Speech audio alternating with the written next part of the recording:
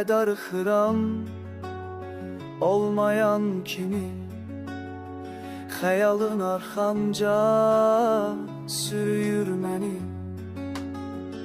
Elə yandırır ki bu səssizliyin, qəmin çadrasına bürüyür məni. Elə darıxıram, bilmirəm niyə, görmə istəyirəm sən vəfasızı. Amma sən görməmiş itim gözündən, üzümə baxma sən zalımın qızı.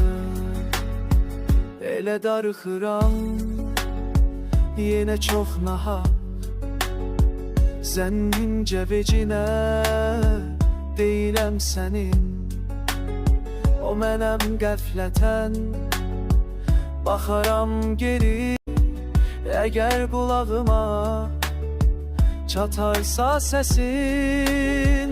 Elə darıxıram, yalan nə deyim, İstərdim irsimi töküm üstünə.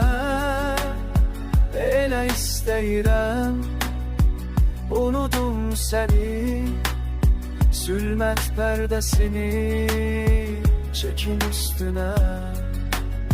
Zülmət pərdəsini çəkim üstünə.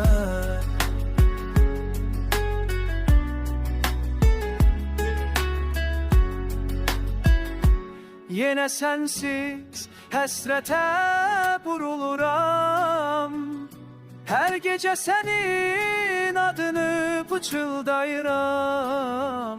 Könlüm solub səsin olsun nağılın, unudulmaq çətindir, anladım. Elə darıxıram, bilmirəm niyə, görmə istəyirəm sən vəfasızı.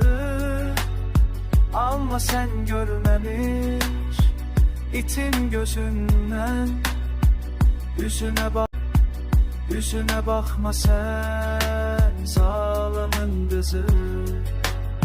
Zülmət pərdəsini çəkim üstünə. Zülmət pərdəsini çəkim üstünə.